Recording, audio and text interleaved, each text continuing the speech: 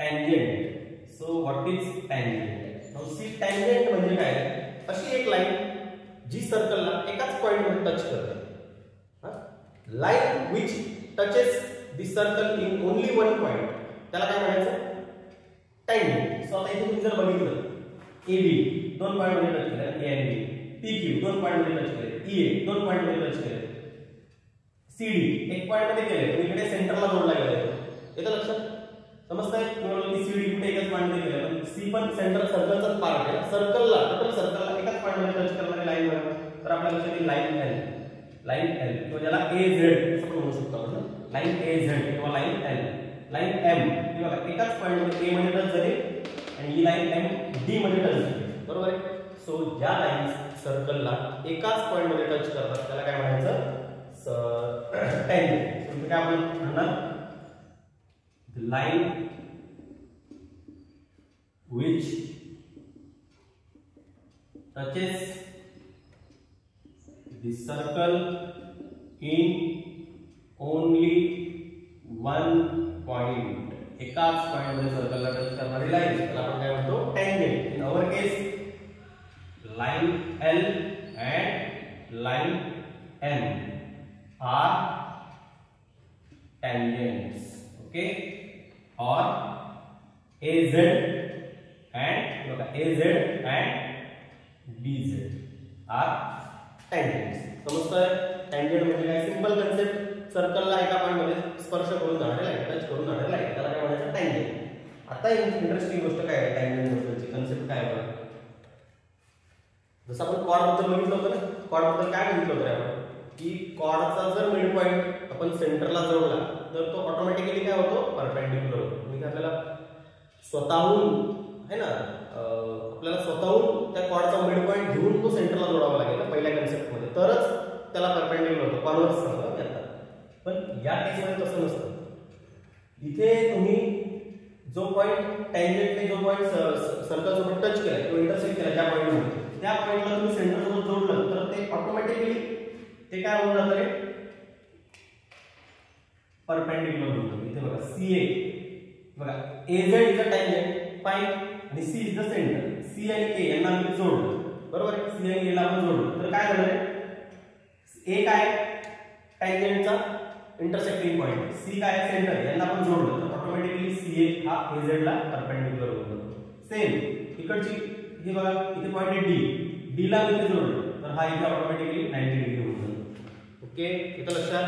म्हणजे काय तर segment joining centre and intersecting or point of contact of the tangent. Intersecting point of tangent असं पण तुम्ही म्हणू शकता. म्हणजे टँजेंटने सर्कलला ज्या पॉइंट मध्ये टच केलंय किंवा इंटरसेक्ट केलंय किंवा पॉइंट ऑफ कॉन्टॅक्ट जो आहे टँजेंटचा आणि सर्कलचा, तो पॉइंट आणि सेंटर यांना जोडणारी लाईन काय असते रे? तर टँजेंटला परपेंडिक्युलर असते. आपलं स्टेटमेंट केलं आपलं segment joining centre and point of contact of the tangent is perpendicular to the tangent. तर तो सेगमेंट काय असतो? त्या टँजेंटला परपेंडिक्युलर असतो. ओके, काय म्हणतो आपण? Segment joining centre. Centre segment काढायचं कसला?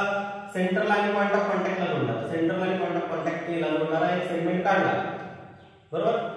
A is point of contact of the tangent. Fine. Therefore, हा जो CA नावाचा सेगमेंट काढला तर ऑटोमॅटिकली काय असेल? परपेंडिक्युलर असेल. कोणाला असेल? तर टँजेंटला असेल. बरोबर? सेम इकडे पण CD, C is the center, D is the point of contact of the tangent, CD is the segment ज्याने जॉइन केले सेंटर लाईन च्या पॉइंट ऑफ कॉन्टॅक्टला. मग काय झालं? Automatically CD is perpendicular to that DZ which is our tangent. Okay, fine. And next concept is also about tangent. अजून interesting एकदम simple concept.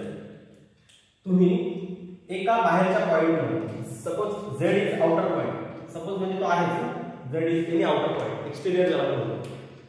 You draw or we draw only two tangents from the same exterior point. म्हणजे आपण एखाद्या exterior point मधून एखाद्या सर्कलला किती tangent काढू शकतो रे, तर दोनच टँजंट काढू शकतो. हा बघा झेड हा पॉइंट आहे, यातनं मी दोनच टँजंट काढू शकतो. तुम्ही मला नाही येईल सर काढता पुढे कशी काढायला सांगा मला. इकडून ती टँजंट, मग टँजंटची डेफिनेशन वायलेट होते ना. इथून जर तुम्ही ड्रॉ करायला गेला तर ती दोन पॉइंट मध्ये टच करेल. आपल्या टँजंटची डेफिनेशन काय आहे, it divides or touches the circle in only one point है. म्हणून एक लक्षात घ्यायचं, एक्सटेरियर पार्ट मध्ये एक्सटेरियर पॉइंट मध्ये एखाद्या टँजंटला काय करता येते, फक्त दोनच टँजंट काढता येतात. आणि अजून इंटरेस्टिंग गोष्ट म्हणजे त्या एक्सटेरियर पॉइंट मध्ये तुम्ही ज्या दोन टँजंट काढता त्यांची मेजरमेंट सारखी असते. म्हणजे काय, AZ आणि DZ हे दोघे काय असतात, इक्वल असतात, कॉन्ग्रुएंट असतात. ओके, सो तिथे काय next we can draw only two tangents from an exterior point and that both tangents are equal or congruent. कळतंय? We can draw only two tangents. आपण दोनच टँजंट काढू शकतो. कुठून, फ्रॉम एन एक्सटेरियर पॉइंट मधून आपण दोनच टँजंट काढू शकतो, जसं आपण डायग्राम मध्ये बघतो. आणि त्या दोन्ही टँजंट कशा असतात, इक्वल असतात. म्हणजे काय, therefore DZ is congruent with AZ. Fine, आले लक्षात, DZ is equal with or congruent with AZ. त्याला टँजंट बद्दलच्या कन्सेप्ट नक्की समजल्या. टँजंट काय आहे, आता मी तुम्हाला आधी म्हटलं होतं सेकंड म्हणतो बघा. सेकंड AB ला आपण कॉर्ड पण म्हणतो, सेकंड पण म्हणतो. आता सेकंड काय आहे, त्याच्या उलटी. टँजंट मध्ये आपण काय म्हटलं, अशी सेगमेंट, अशी लाईन जी सर्कलला एकाच पॉइंट मध्ये टच करते. आता सेकंड म्हणजे काय आहे, सो नेक्स्ट कन्सेप्ट इज ज्याला आपण म्हणतो सेकंड. सेकंड म्हणजे काय, line which intersect circle in two points. The line or segment which intersects the circle in two points. दोन पॉइंट मध्ये केलं पाहिजे इंटरसेक्ट. तर बघा AB म्हणजे कॉर्डच एक करायचं. इकडे काय AB, अजून काय PQ, दोन पॉइंट मध्ये टच केले ना. अजून कोणती बघा, EA is also second. EA म्हणजे कॉर्डचीच लावतो. पण तिला मी एक्सटेंड करून कॉर्ड आणि सेकंड मध्ये फरक काय, त्याची लाईन पण असू शकते. आपण इथे काढली नाहीये, आणि लाईन असू शकते. फॉर एक्झाम्पल तिला मी अशी एक्सटेंड करू शकतो, अशी है ना. याला नाव देऊ शकतो LM लाईन L है ना. तिथे आपण लिहू, आपण चला केली आता ड्रॉ कर लाईन N. लाईन N ला आपण काय म्हणतो, AB. लाईन N ने काय केलं बघा, दोन पॉइंट मध्ये इंटरसेक्ट केलं. किंवा आपण हे सगळं लिहिण्यापेक्षा लाइन N असं लिहू, लाइन N दिसतंय. जे दोन पॉइंट मध्ये इंटरसेक्ट करते त्याला काय म्हणायचं, सेकंड. आणि ते दोन पॉइंट मिळूनच काय म्हणते, सिंपल कॉर्ड म्हणतो. टँजंट आणि सेकंड या गोष्टी समजल्या सगळ्यांना. सो आता पुढच्या कन्सेप्ट आहे अजून इम्पॉर्टंट आणि इंटरेस्टिंग. ओके, इथपर्यंत तुम्हाला सगळ्यांना समजले काय आहे कॉर्ड, काय